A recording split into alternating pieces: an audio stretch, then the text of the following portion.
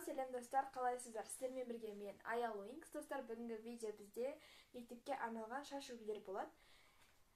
Мен сіздерге осы видеоны прям қатты түсіргім келген болатын.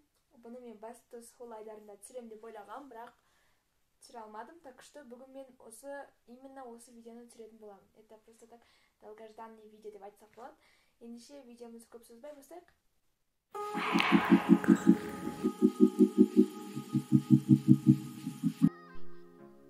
Сонымен достар, бүгінгі біздің ең алғашқы прическамыз ол именно Ариана Гранденің күнделікті өмірде жасайтын прическасы болып табылады.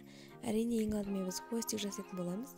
Ең алдымен шашымыздың алдындағы кекілімізді бөліп алатын боламыз. Хвостик жасағаннан кейін кекілді екі жаққа бөліп, және де шаштың астынан өткізіп, астын кішкентай резинкамен немесе қыстырғышпен бусаңыздар болады.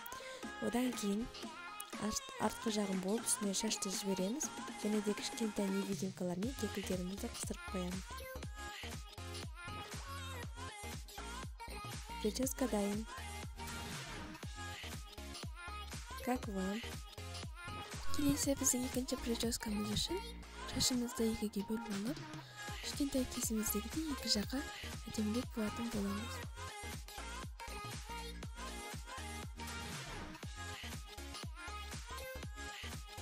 Одан кейін кекілімізді екі жақтан бөліп алып, және де невидимка қосуды да ұмытпаймыз.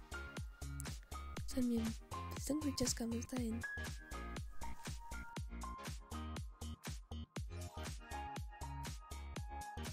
Келесі біздің прическамыз Wednesday Addams'ың прическасы. Яғни біз шашымызды бөліп алып, олардың ұшына дейін әдемілеп өретін боламыз. Сонымен міне біздің прическамыз дайын болып шығады. Келесі біздің прическамыз үшін шашымызды әдемілеп тарап аламыз. Тарап алғаннан кейін шашымыздың кекілімізді жарқырынан етіп бөліп аламыз. Бөлгеннен кейін шашымызды жабыстырып, әдемілеп түйетіп боламыз. Бұл прическа қазіргі таңда өте трендтегі прическа, әрі жинақы, әрі өте керемет меніңше.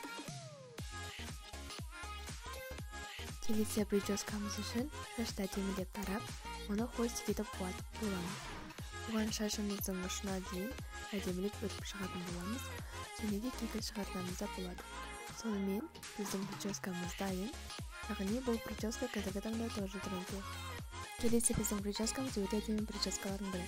Шаштың үстіңгі бөлігінен шаш алып, оны буып, асты жақтарын ұсақ-ұсақ етіп буып, осылай әдемі етіп жасайтын боламыз. Сонымен прическамыз дайын, өте әдемі болып шықты.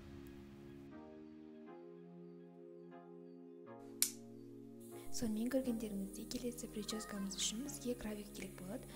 Қазіргі таңдағы өте трендтегі прическа кравикпен шаштың артын қыстырып жинайтын боламыз. Бұл жинаған өте ыңғайлы. Келесі прическамыз үшін шаштың алдыңғы бөлігін екіге бөліп алатын боламыз, және де осы бөлінген жерін әдемілеп өретін боламыз. Бұл прическа өте әдемі прическалардың бірі. Әдемілеп дұрыстап өріп шығатын боламыз. Өріп шыққаннан кейін шаштың екінші жағында дәл солай өріп, екеуін артқа қарай жинастырамыз, және де олардың ортасынан шаш алып, жаңағы өрген шашымызды шаштың астына жібереміз. Осылай өте әдемі әрі жинақы прическамыз дайын болады. Кекіл шығарып қойсаңыздар да болады. Көріп отқандарыңыздай осылай шығады.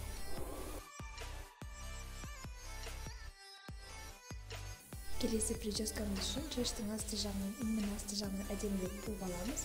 Жабыстырып буып алғаннан кейін, оның асты жағынан әдемілеп алып, кравикпен түйіп жинастырып қоямыз. Өте тамаша әрі әдемі болып көрінеді. Келесі последний прическамыз ол бабочка стилі деп аталады. Яғни шашты екіге буып, ортасынан шаш алып, оны өткізетін боламыз жаңа буған шашымыз.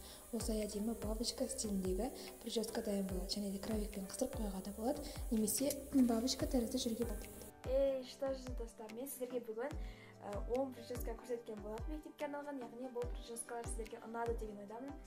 Егерде сіздерге қандай да бір прическа ұнаса, өздеріңіздің жасап көрулеріңізге совет беремін. Мен сіздерге барынша ұнайтын прическаларды жасауға тырыстым. Сондықтан, егер видео ұнаса, онда менің еңбегімді бағалап, ұмытпаңыздар.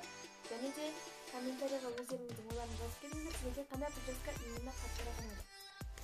Или маған именно қатырақ жарасты.